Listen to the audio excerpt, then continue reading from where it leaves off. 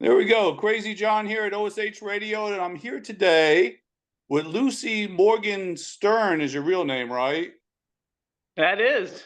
But you Yes, go by Lucy Morningstar, I absolutely do.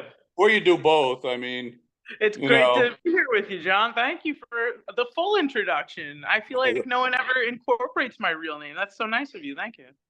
Well, I thought you told me both, so I thought it was interesting. I was also, it's good to joke about. It caught me when you said the Morning Star. Of course, I knew that was Lucifer's last name, and so that's an interesting play, and that should make people take notice a little bit of you. Now, how long have you been doing music? I have been playing music for most of my life. It started when I was a baby, and my father, who was an amazing musician and multi-instrumentalist, had passed down the love of playing just by giving me a piano, toy piano at first, and year after year, I got a bigger and better toy piano until, he taught me at like three or four. I mean, I was up on the piano at like a year old, starting to like create melodies. So I feel like that encouragement from my parents, my mom too, just like being encouraging of music at such a young age helped me to get, started. But I started really performing when I was like 16, and then 21 in bars and venues because of the age needed to play them. And I've been a, both recording artist and performing artist for a pretty long time now, creating my own original songs and going upon freestyling and just jamming with different people and collaborating to write other music as well. Now, you said about playing the piano, and what other instruments do you play? And do you still play the piano? I do still play piano, and it is featured on a lot of my recordings, but primarily live. Am a guitarist, and I play guitar and sing, and I'm also a vocalist. And it's been also, many other instruments that have been a critical part of my recording and journey because I play bass, drums, and melodica, harmonica, some synths. Different kinds of sounds have been what I've gravitated to in order to cultivate the kind of sound that I resonate with in a manner of just tapping into the inspiration around me from nature and the other energies that I am surrounded by. What would you consider your favorite genres to play? I love to play acoustic guitar. So, being that I'm a songwriter, it has lent me to playing acoustic rock and having a folk kind of sound that I've mixed with reggae and world music and a little bit of ska. Um, so, some of my influences and people that I have listened to throughout my life, I feel have played a big part in my sound because, of course, like as a kid, I grew up listening to Jimi Hendrix and The Doors and Bob Marley and the Beatles and like real classic artists that have held their legendary status to this very day. But I mean, along with that, I guess I always enjoy just going out to different places and traveling and meeting different artists and hearing what kind of music is being created in current times. So, yeah, it's been a mixture of influences that have helped me to cultivate my sound and style because I feel like I don't sound like anybody else, but yet you sound like everybody else when you've come from listening to so much. So then I hear other artists in my music sometimes as I'm like listening back to something, like I'll hear like, oh wow, I definitely was inspired by this person or that person. It's like really cool. Yeah, it does seem to happen, and sometimes I think people even subconsciously channel other people's type music through them without even realizing it sometimes. And now at one time I believe you talked about reggae. You even had dreads there for a while, didn't you? I did have dreads for several years, about 7, 8 years. Actually, I only had dreads one time for a couple days, and I used to have long hair. If you can look back at any old pictures, there's some with real long hair, and I was doing shark cage diving one weekend. So I'm out at the ocean in the seawater and everything, and my hair actually dreaded up on its own.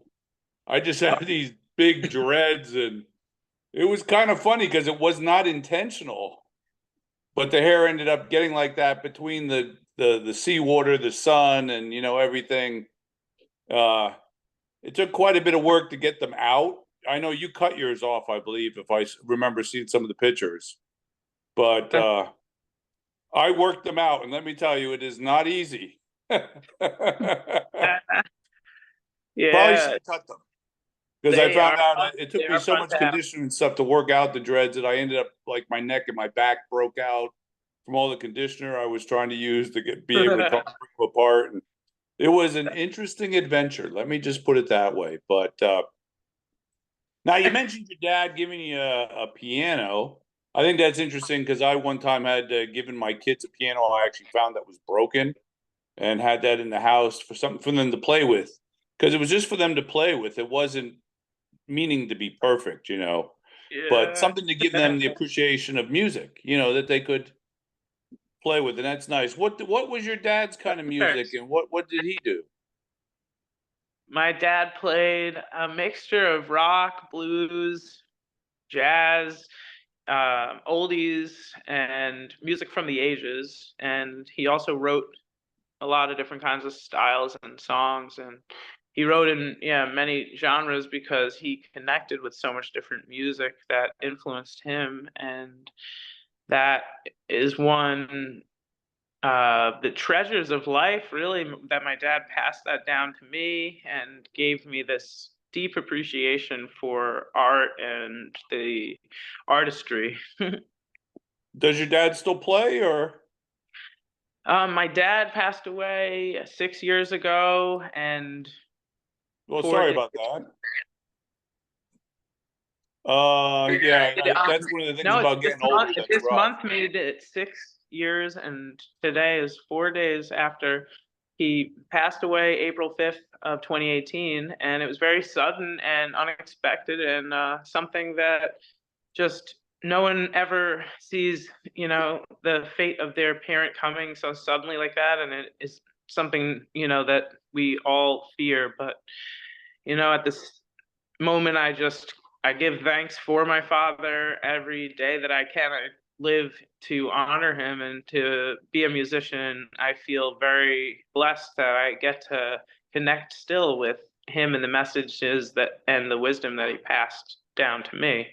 And my mom also shared with me a lot of her uh, influence and musical upbringing, and she has such a passion for music. That's why her and my dad really connected. So it's like actually really beautiful the way that my family has really been a part of my musical path. My sister as well, who's younger than me, is an artist and musician and songwriter, and yeah, we're just lucky to have each other in this brief life that we you know it's a I don't know, vulnerable place that we put ourselves out as artists, so like to know that that comes from the roots of being guided towards that vulnerability means a lot to me, because I feel it's very special to be able to share that with people and give them a reason or a purpose to feel like they're welcome or wanting to uh, create whatever they create. That's like what life is about, is passing that message forward. And you, I'm sure, might resonate with that as an artist who has passed music to your children. So I'd be curious to hear what you say about it.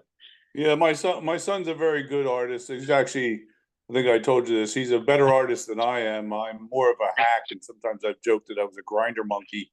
Uh, but he's very good. But sometimes he gets lost in the swamp, he gets real deep into it, and it sometimes I'm the opposite. I just go with it. And but interesting what you said about your dad. My father also died on April 5th, so that's kind of interesting.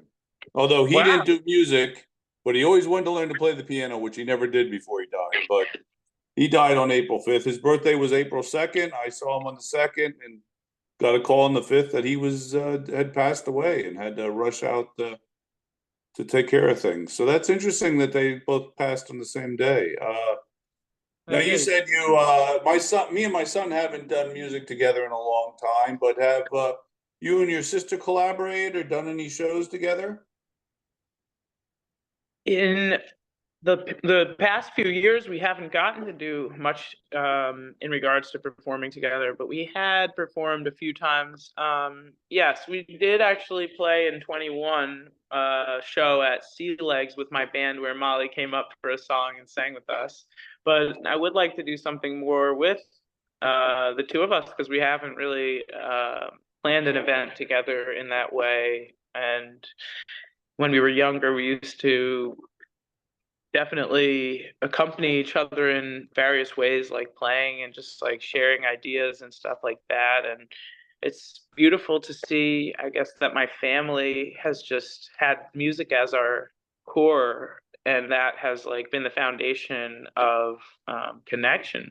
And I see that like to be such a magnificent thing that we can share music in this depth, like where, we each have like different styles, my sister and I, but also like we definitely have some similarities in our styles. And so when we have sang together, like she had sang with me a couple different times, it sounds like it just fits naturally. It's really beautiful. I think a lot of times family has more in common than less, and I think sometimes family tries to fight that. You might have one part of the family that doesn't want to admit that they're similar to the other side, but a lot of times it is there because you come from the same background, really. Uh, so It's so true. that is a good point. Now, I know you've been out traveling. You've been traveling cross country. You were out in California. You were a whole bunch of different places, and maybe you can tell us about your traveling and playing in different places across the country. Certainly. I have gotten to experience some different parts of the world through performing. Most notable to me in recent times was last year when I was in Brazil and got to play some events there in San Paulo and Florianopolis. And I also had played in Jamaica a couple years back when releasing music I recorded there. And in the States, I have played from California to New York to Hawaii and Colorado and Oregon and Washington. I have gotten to do some extensive touring for it being that it's been me bringing my band on the road and not like through another organization or bigger entity. I like that it's always been me like putting myself out there with my events or like I don't know, growing the band by doing the work in a way that hope will bring us back to Hawaii where we started in Maui because the three original members of Lucy Morningstar Band who are out there started with me, and Mike, who's also a member of the band, is here in New York, and it's like the five of us together were the original members of Lucy Morningstar Band. So it's cool to think like everything is pointing up for us to go do some more events in Hawaii eventually when the time is right. Maui is very horrible. I don't know why you want to do that to yourself. It's a horrible place to even be, Maui. That is sarcasm. It's a beautiful place. That is paradise, I think. That's one of my favorite islands out there. I think Maui is the nicest island. And it is a pity about the fires. I had just been like a year or so before those fires, I had been out there and some of the places I had been to and stuff are now gone. So that's sad It and really sad is. that happened It there. affected so many friends and people that lost everything. We did a fundraiser in Southern California for friends in Maui, and like it just really reminds me that staying humble and being present is most important and key in these days and times where you never know what could happen. And I would never have thought anything like that could happen when I was living there in 2016, 2017. I don't know. It's just so devastating that, like, yeah, even my friends lost their art studios and houses. And yeah, it's like just unfathomable to imagine like trying to rebuild something as legendary as Front Street and the restaurants and bars that made it have this historic feeling to it. It is sad, and it is different than the Big Island. When I was on the Big Island, people knew that their houses were eventually going to get mowed over with lava. And people told me that. We know we're in line. We love living here. We know our houses are going to get destroyed. It's just a matter of time. So, kind of when some of that happened, I kind of knew that the people who live there kind of knew that that was a chance for them. But on Maui, that wasn't something they were expecting or prepared for. So that is really sad. Like you said, the historical and the history that was there, and you know, sad for that to have happened. But so now you've done you do have a bunch of music that's out there. I know you have music out there on iTunes and stuff. What are people listening today and listening to this? What are they will listen to it when I put it up because isn't live, but it's recorded. But what songs would you like them to maybe first try and listen to that you think represent you and maybe different phases of your musical career that are out there? Which ones would you recommend people look up?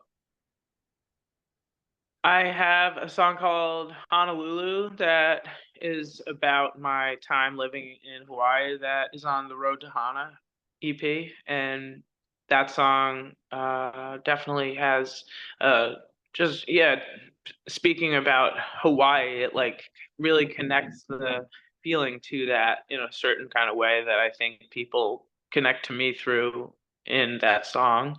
And that's available on Spotify and everything. And also my song Butterflies, which is a single that I released. Um, that song I think like says a lot about me in some way because I was traveling, and when I write while I'm traveling, it captures this essence of the feeling of bubbliness that comes out, that like excitement. And that's what I I aim to put into the music, is a feeling of energy that energizes people through listening.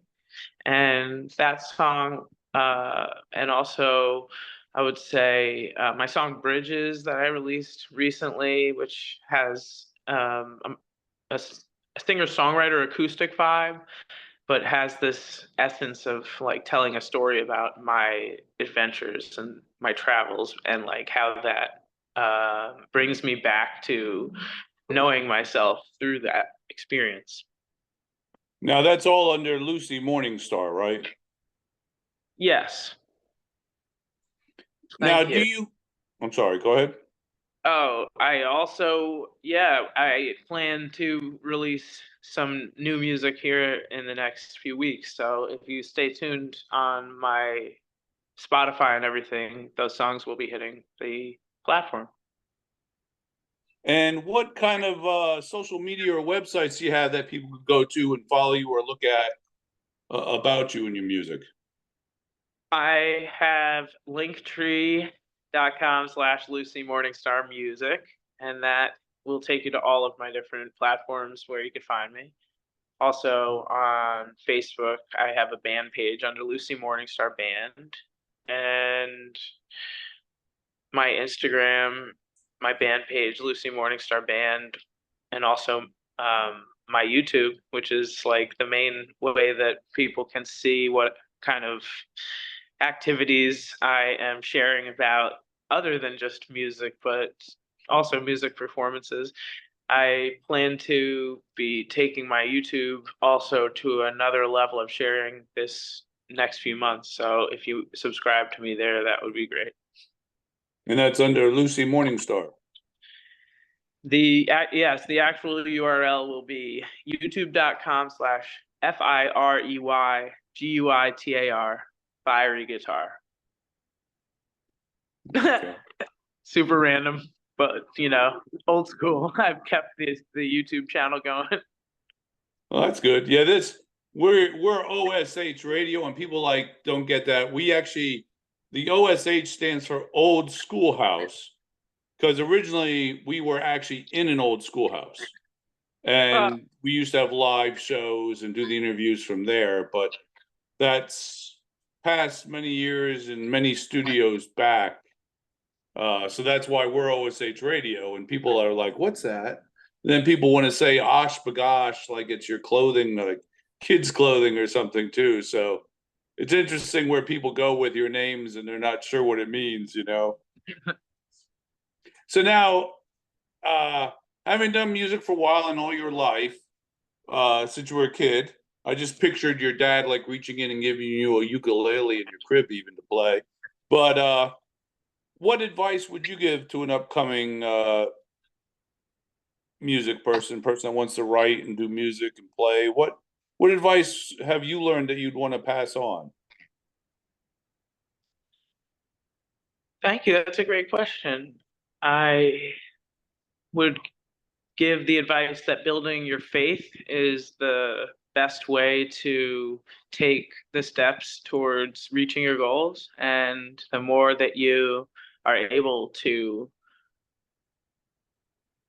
put yourself into the focus of what you're doing and not get distracted by what other people think and judgment and how that might influence you, but really stick to your own guns, stick to your instincts, trusting your instincts. That's the key to doing the right thing for your own creation. And if you listen to what you're driven to create artistically, then you might benefit most by putting that forward without hesitation. I'm going to ask you the question that's going to sound like I'm interviewing you for a job next. Where would you like yourself and your music to be in the future? What do you keep in your mind? A lot of us do this. We have a goal that we set in our mind so we can aim for it and kind of stay on. What do you have in your mind of where you want to be?